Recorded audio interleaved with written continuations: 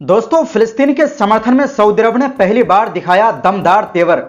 इस्राएल को लेकर Donald Trump और प्रिंस मोहम्मद बिन सलमान में नोक झोंक। सऊदी अरब ने अब्राहम अकॉर्ड में शामिल होने से किया साफ इनकार।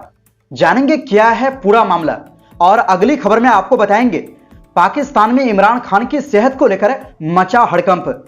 मौत की अफवाहों ने पूरे मुल्क में बढ़ाया तनाव। जानेंगे क्या है पूरी सच्चाई, और साथ में आपको बताएंगे अपनी ही ट्रेनिंग का शिकार बना अमेरिका।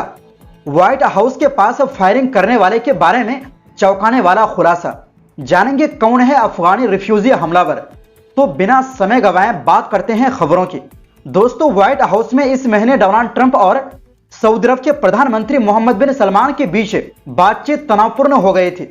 एक्सियोस ने मंगलवार को अमेरिकी अधिकारियों के हवाले से बताया है कि अमेरिकी राष्ट्रपति डोनाल्ड ट्रंप और सऊदी क्राउन प्रिंस मोहम्मद बिन सलमान के बीच काफी तनावपूर्ण हालात में बातचीत हुई थी। अधिकारियों ने कहा कि इस्राएल को लेकर यह बातचीत मुश्किल स्थिति में पहुंच गई थी। एक्सियोस की रिपोर्ट के मुताबिक हालांकि डोनाल्ड ट्रंप और सऊदी क्राउन प्रिंस सार्वजनिक तौर पर काफी दोस्ताना माहौल में बात कर रहे थे और एक दूसरे की तारीफ कर रहे थे, लेकिन उनके बंद कमरे में हुई बातचीत काफी तनावपूर्ण हो गई थी। स्थिति नोक झोंक की थी और ऐसा इस्राएल को मान्यता देने वाले अब्राहम अकॉर्ड की वजह से हुआ था।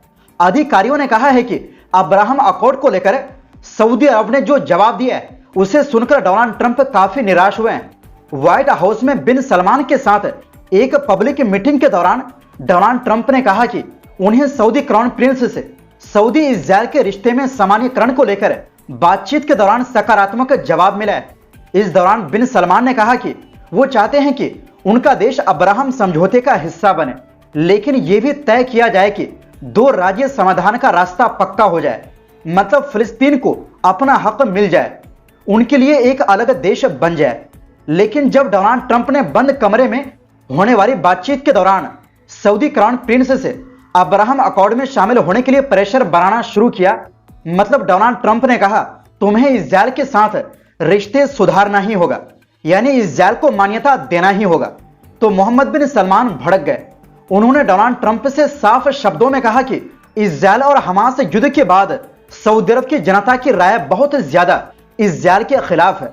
एक्सियोस ने 3 सोर्स का हवाला देते हुए कहा कि उन्होंने दावा किया कि सऊदी अरब का समाज इस्राएल से रिश्ते सामान्य करने के लिए तैयार नहीं है। एक्सियोस ने एक सोर्स के हवाले से कहा है कि इसे कहने का सबसे अच्छा तरीका है निराशा और चिढ़। ट्रंप सच में चाहते हैं कि वो अब्राहम अकॉर्ड में शामिल हो। उन्होंने उनसे बात करने की बहुत कोशिश की।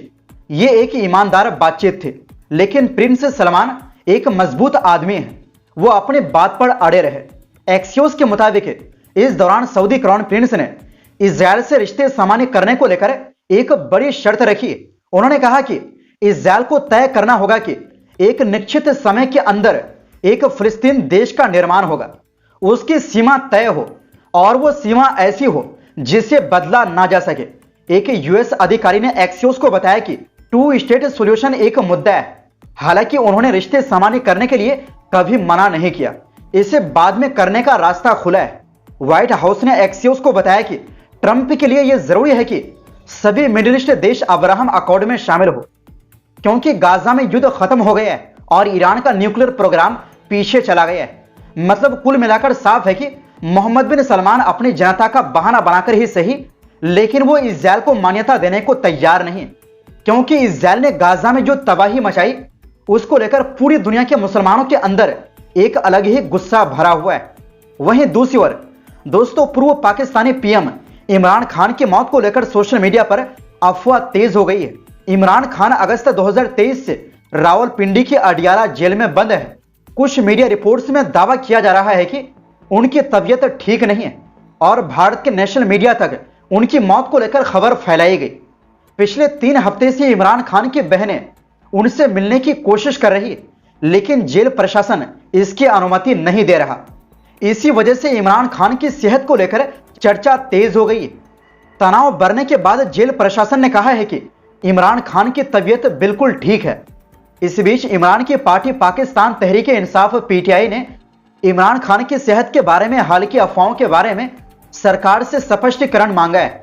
साथ ही प्रशासन से पूर्व प्रधानमंत्री और उनके परिवार के बीच मुलाकात की व्यवस्था करने की मांग की है। पीटीआई के अनुसार कुछ विदेशी सोशल मीडिया अकाउंट से इमरान खान की मौत तक की खबरें फैलाई जा रही, जो राष्ट्रीय सुरक्षा और मानव अधिकारों का उल्लंघन है। पार्टी ने सख्त चेतावनी दी है कि इमरान खान की सुरक्षा, स्वास्थ्य और संवैधानिक अधिकारों की जिम्मेदारी सीधे सरकार पर है। अगर कोई अनहोनी हुई तो देश इसे बर्दाश्त नहीं करेगा। पीटीआई ने अफवाह फैलाने वालों की जांच कराने की भी मांग की। इमरान खान की बहनें अलीमा खान, नौरीन नियाजी और डॉक्टर उज़मा खान पिछले कई दिनों से अदयाला जेल के बाहर धरना दे रही, लेकिन उन्हें भाई से मिलने की अनुमति नहीं मिली। उनकी बहनों ने आरोप लगाया कि धरने के समय उन पर लाठीचार्ज किया गया और सड़क पर खींचकर घसीटा गया। उन्होंने इसे क्रूरता बताया और कहा है कि यह सब इमरान को परिवार से अलग करने की साजिश का हिस्सा है।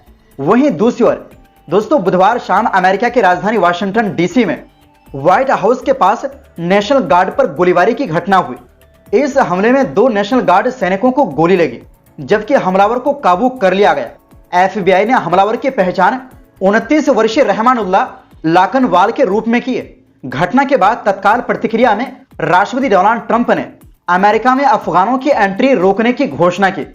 ट्रंप ने इस हमले को आतंकी घटना करार दिया और कहा कि इस घटना में शामिल सभी लोगों को इसकी भारी कीमत चुकानी होगी। हमलावर के बारे में फिलहाल और जानकारी आई है जो चौंकाने वाली है।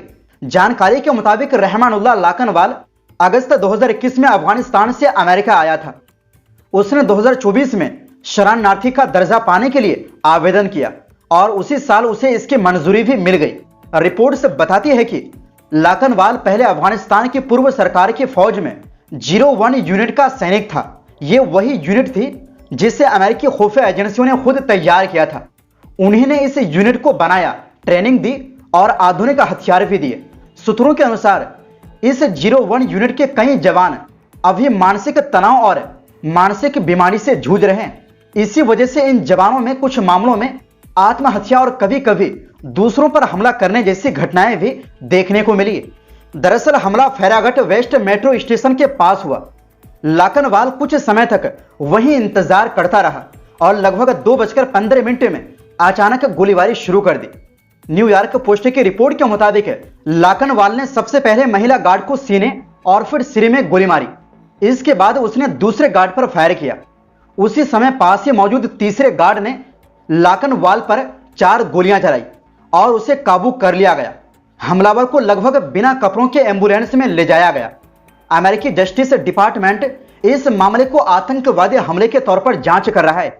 हमले के बाद राष्ट्रपति ट्रंप ने पेंटागन को निर्देश दिया कि वाशिंगटन डीसी में सुरक्षा बढ़ाने के लिए 500 एक्स्ट्रा नेशनल गार्ड भेजे जाएं।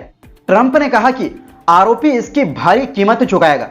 वैसे आपको बता दें कि अमेरिका में गोलीबारी होना कोई नई बात नहीं है। वहां लगभग हर किसी के पास बंदूक होती है, इसलिए ऐसी घटनाएं अक्सर खबरों में देखने को मिल ही जाती है। तो दोस्तों, फिलहाल के लिए इस रिपोर्ट में बस इतना ही। फिर मिलते हैं एक नई रिपोर्ट्स के साथ। बहुत बहुत शुक्रिया।